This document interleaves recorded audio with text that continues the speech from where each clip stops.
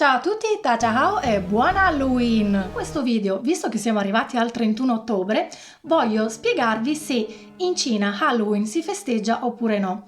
Se volete conoscere la risposta, vi consiglio di continuare a guardare il video dopo la sigla, altrimenti ci vediamo venerdì prossimo con un nuovissimo video.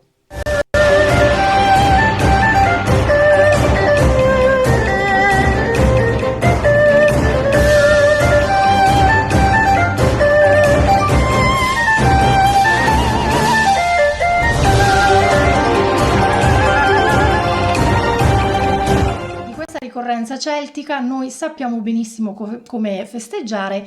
In America poi non ne parliamo, lì è una roba esagerata tra addobbi, feste organizzate, dolcetto scherzetto da fare davanti alle abitazioni sperando di appunto prendere qualche dolcetto, se no mi dispiace caro padrone di casa, ti troverai tanta di quella carta igienica che ci sarai 3 giorni a toglierla dalle finestre. Poi tutti i film, tutti i travestimenti di zombie, strega, il morto spatazzato, l'infermiera sexy che però è sempre un po' distrutta. Insomma, sappiamo benissimo come festeggiare.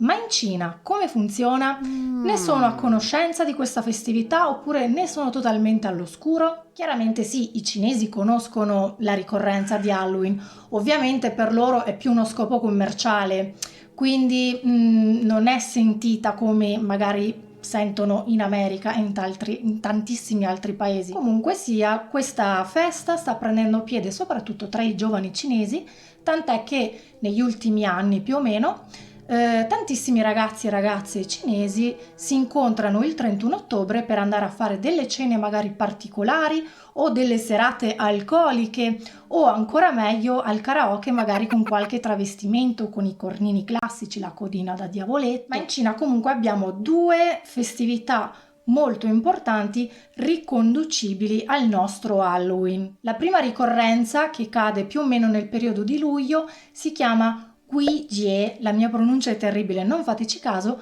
comunque significa la festa dei fantasmi. La seconda ricorrenza invece si chiama Qingmingjie, pronuncia oscena anche questa, che vuol dire il festival dei defunti o degli antenati e più o meno cade nel mese di aprile. Nel primo caso, quindi la festa dei fantasmi, i cinesi non si comportano esattamente come noi ad Halloween. Loro infatti in quel giorno di puro terrore preferiscono rimanere in casa barricati, quindi niente dolcetto scherzetto in giro per le strade. Nella credenza popolare cinese si dice che il giorno dei fantasmi questi girino per la città in cerca di corpi da possedere. I cinesi addirittura evitano di stendere i panni all'esterno poiché si pensa che la negatività di questi spiriti impregnerà i loro vestiti in quel giorno e quindi quando verranno riportati in casa quest'ultima sarà colpita dalla scarogna. Nel secondo caso, ovvero il Festival dei Defunti o degli Antenati che cade in aprile, per i cinesi sono previsti 3 giorni di vacanza dove principalmente si riuniranno con le loro famiglie. Per questa occasione si pranza e si cena tutti insieme, si ricordano gli antenati e li si omaggia con doni o offerte, ad esempio del cibo.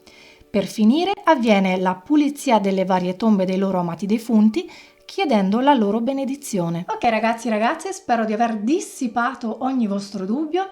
In caso contrario, io vi ricordo che qui sotto potete commentare, anzi fatemi sapere cosa ne pensate di queste 2 festività e se volete conoscere qualche nome di qualche fantasma per spaventare i vostri amici. Noi ci vediamo venerdì prossimo con un nuovissimo video. Zai Qian e buon Halloween di nuovo. Ciao!